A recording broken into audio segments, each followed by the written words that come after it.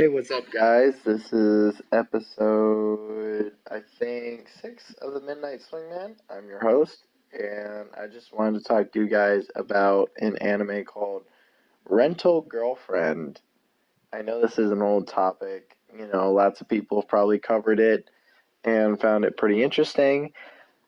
I just want to state my thoughts about just the anime itself and, giving you guys some hints if you guys want to look into it. But, again, this podcast doesn't really have a dedicated audience. It's just whatever I feel like talking about. So, if you have any comments or anything you feel like I should talk about, whether it's drama or weird anime or whatever, hit me up in the comments and, drop a like and let me know. So, I really want to talk about this anime called Rental Girlfriend, not because of the concept, but just because of how depressing it is. So, spoilers, I'm just going to say it now, I'm starting out the spoilers here. Spoiler. If you guys don't want any spoilers, please turn away. But anyway, so, this anime, it's called Rental Girlfriend. And it's an anime about in case you guys so giving you some perspective about Japanese culture. In about the early, I would say, 2012 to 2013, a lot of documentaries had released about these things called rental girlfriends. And in Japan, pretty much, there is a business where you can, girls can go onto there and guys can rent them out and go on like these they're not really dates per se in the traditional sense, on where you like, you meet someone, you go out with them, you have a good time. If it works out, you have sex, and you hopefully see each other again. That is what I would consider more of like a traditional date. In a rental girlfriend's case, you rent them out, you go out with them, you pay them to go out on a date, and then pretty much at the end of the date, you go home. There are lots of reasons why people could do this. Maybe they just need a way to get over their breakup, or, maybe they have to go to a business meeting or a funeral or something like that, and they need someone around to kind of like make them feel better. I don't know. There's a whole slew of reasons you could have a rental girlfriend. But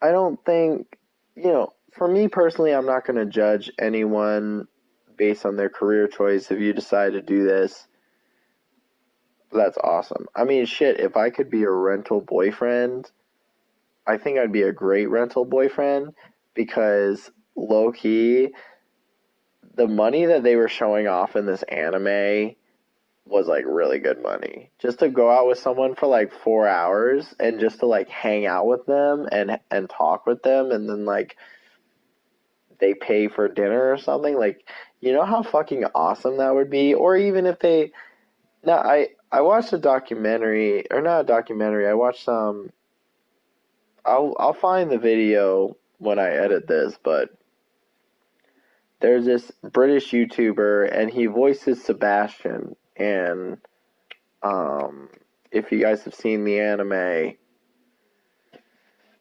uh, it's not the one. It's Black Butler. He's the English voice actor for Sebastian and Black Butler.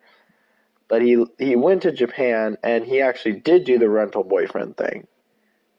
Like a rental boyfriend host person. It wasn't a traditional like rental boyfriend, but he was like he basically went out on an adventure with a guy who was a rental boyfriend, and they did everything, and it showed like the real life of like a rental boyfriend. I probably could do it, but at the same time I probably couldn't. But whatever. We're getting off topic. We're here to talk about the anime and my thoughts about it.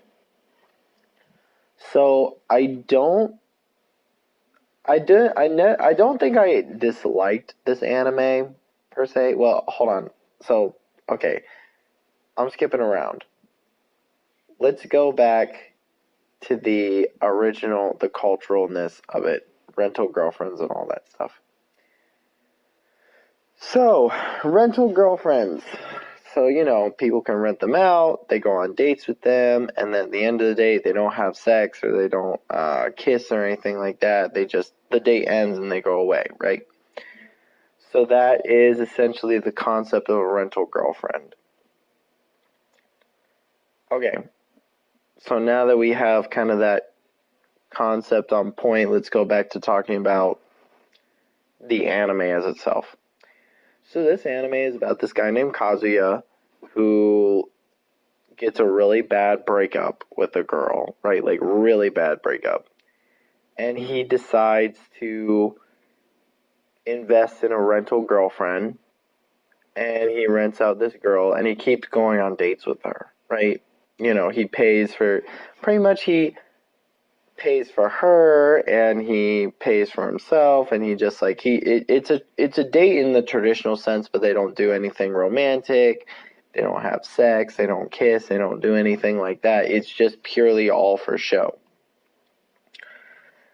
And and so the anime kind of takes place about his love troubles, and then his problems dealing with his ex-girlfriend, and then also like him dealing with like a girl who is a rental girlfriend that because for a little bit he tries going on different dates with other girls, and so he goes out with a different girl, and like the girl ends up falling in love with him and tries to be his real girlfriend, but he's like, and then eventually he falls in love with the main female that he rents out all the time.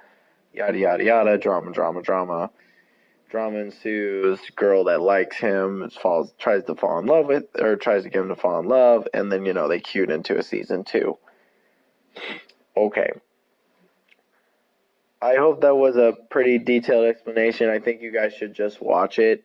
It's not a bad anime. There are some pretty quotable moments from it. I think the weirdest scene was when he started jacking off to Mizuhara. That was probably the weirdest scene in the entire anime. But there's some quotable anime moments from it. But anyway, so the main reason I wanted to make this is to talk about how depressing the rental girlfriend anime is. Like, I'm not hating on people's lifestyle to indulge in a rental girlfriend, but the anime itself is just like so utterly depressing in so many regards.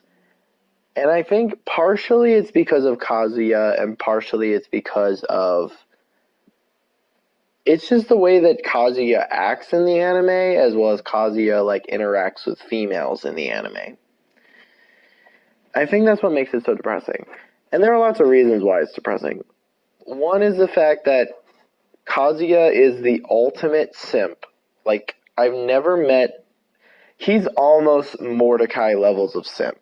No, he may exceed Mordecai. No. He still stands by the homies. So I give him a pass. He's not Mordecai levels of simp. And I'll make another video about why Mordecai is the ultimate level simp. I know that was a joke, definitely in early 2020, but I'll cover it in a separate video on why I think Mordecai was one of the ultimate level simps. So, going back to what I was saying about the anime, yes. So one was the fact that the main character was an intense simp. And there are lots of reasons why he was a simp. One was the fact that not only had he tried to die at one point for a girl, which I mean, like, they were close, I get it, whatever. But there were just a lot of things that he did, like, he's paying over $200 a date for a girl for a year, to be with a girl for a year, which is totally simp level bullshit right there. Like, if you're I'm at like $200 a date on a girl every single date would just be exhausting and tiring, honestly, especially if like they were not romantically invested in you. Even then, like, I think the dates in general should be more genuine. Anyway, going back to what I was saying. So, yes, and then that's one thing, is that he's like an ultimate level simp. So he's literally throwing money at this woman. Like this woman is getting like $200 to $400 a date. And, and it makes me feel bad partially. But also, another thing is that he always is doubting himself, I think, through the entire anime. Like, and I know, like, I understood a lot of why Kazuya doubted himself. Like, for me personally, I have issues when it comes to, like, my mental state. Sometimes I go through really high highs and really low lows. So I kind of understand where Kazuya comes from and some of his depressive tendencies. But a lot of the anime was him, like, really, like, looking down on himself as a character. Like, he's always talking about how he can never be with Mizuhara. He's never, like, actively trying to pursue Mizuhara.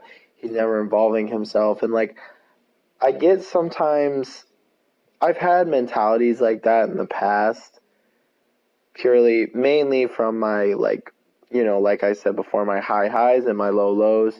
Sometimes with my low lows, I just, like, I get into that very depressive mindset where I see people, like, more grandiose to myself, even though they're not as grandiose as I imagine them. I see them as, like, a really awesome person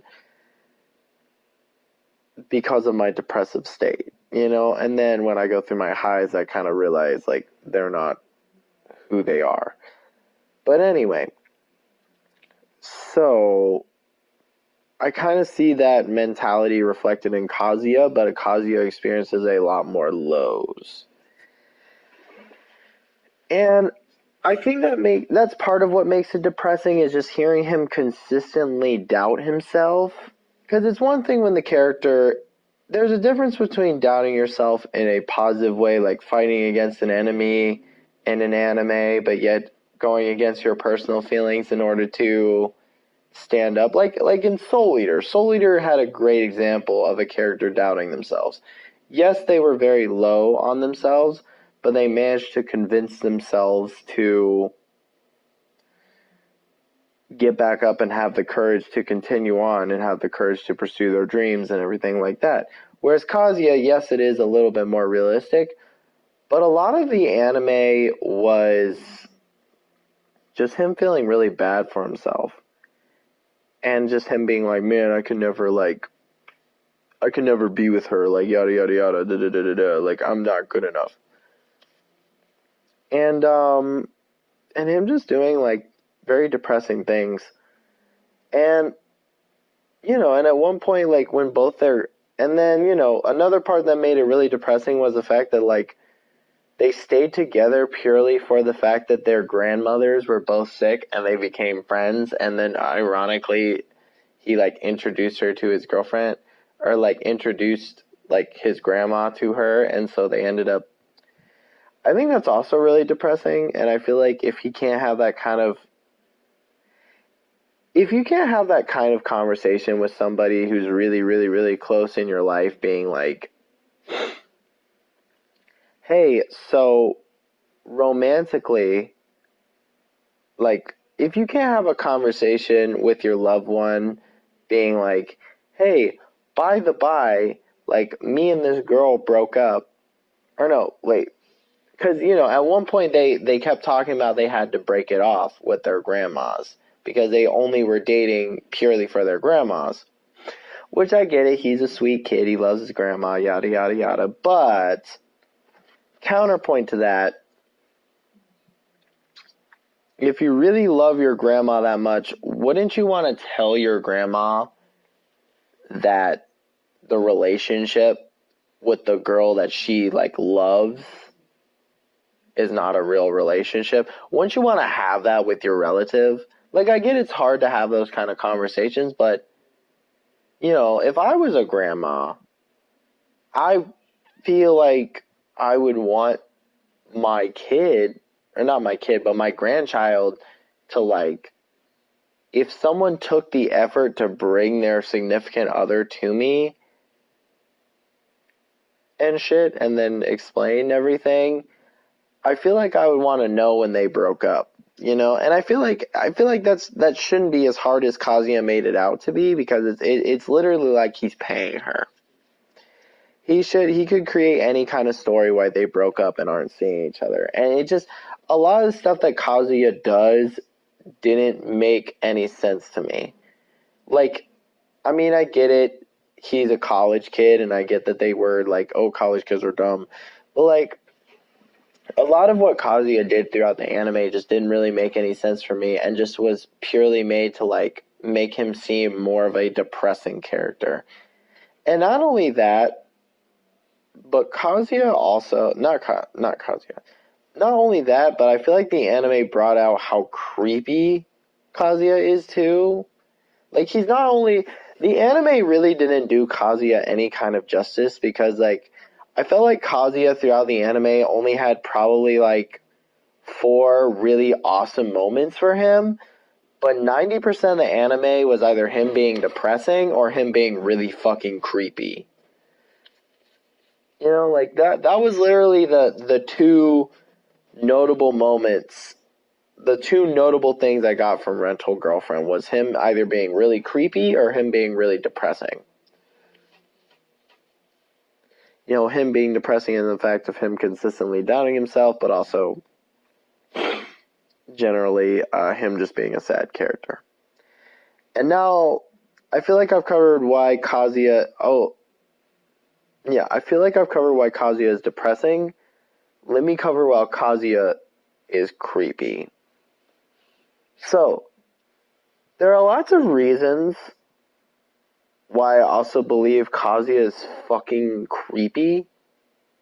There's like a whole bunch of reasons why I believe Kazuya is really creepy in this anime. Let me go over all the creepy things that Kazuya has done in this entire anime. 1, he has stalked Mizuhara 2 separate times. 2, he has masturbated to Mizuhara 2 separate times. There's a couple of, like just multiple times in the anime, he's not only, because, you know, I think it's a pretty reasonable thought to see somebody that you love or, like, have romantic feelings for or anything like that. I think it's pretty reasonable to have sexual feelings for them. But the fact that the anime had to make it known that a girl that is not even, like, I mean, obviously later in the anime she becomes romantically invested in him, but in the beginning of the anime she's not romantically invested in him. For a guy to for them to not only show him, you know, having those kinds of, like, thoughts about his girlfriend, or not even his girlfriend per se, but, like, I think it's reasonable to have those thoughts about your girlfriend, but I mean, like, somebody that he's paying to be his girlfriend in that way. I think it's okay to have those, okay, it's hard to explain. I think it's okay for you to have those kinds of sexual thoughts, and I think it's okay for you to have, like, sexual thoughts about people in your life, right? But the fact that the anime had to make that scene known for him and to really show us Kazuya doing this weird shit, I think really made Kazuya, in my opinion, a really creepy character. It made me uncomfortable as an anime viewer, you know what I mean? Like, I felt really uncomfortable many times with Kazuya. Again, like I said, 1 with the stalking, and 2 with the, him, like, you know, imagining fucking Mizuhara. And I mean, it's normal to have those kinds of sexual thoughts. Like, I have those a lot with girls that I'm interested in, but not to the level that they show it in this anime. It's really weird. And, let's see, what's another really creepy thing Kazuya does? Kazuya literally, I don't know, he just does really creepy things. Oh, also, like, what was it? Kazuya Kazuya also like agrees to date like because I'm positive. I mean, my boy's like 19, so it's not like a big deal. But like, he agrees to date like a high schooler. Which, by the by, big boy question. In case y'all don't know, yes, one of the main love rivals in the anime is a high schooler. Kazuya is in college. This bitch is in high school. That is weird. How did she become a rental girlfriend? I don't fucking know. I know the age of consent is 16 in Japan, but that shit's fucking creepy and weird. Bitches shouldn't even be on... Bitches shouldn't be on that site. If you're not at least 18, like, y'all shouldn't be on those creepy sites. But Kazuya, like, nah. Like, he agrees to go on a trial period with a girl who is actively in high school. It's not about the rental girlfriend thing as much as the fact that she's in high school, and the fact that I think that's the weird part for me is that and nobody talks about it. Nobody's like, oh, it's a little weird that this girl is trying to smash with Kazuya, and Kazuya isn't trying to be a homie, being like, listen, you're like 16, I'm like 20, maybe we shouldn't be fucking around. I don't know. I feel like that's weird. I mean, like, listen, if you're like 19 and she's like 17, then that's one thing. But like, my boy, like, you think he would still kind of be like, it's a little weird that I don't know. There's so many reasons why Kazuya is creepy. And in case y'all don't know, yeah, and you know, there are just a lot of reasons why I just think the anime just gets really depressing and creepy and weird. And I think that was my main two reasons, is that it's super depressing in many instances. Mainly, a lot of it's just related to Kazuya. It's just how they handle Kazuya in the anime. I felt like the anime could have been better if they handled Kazuya better.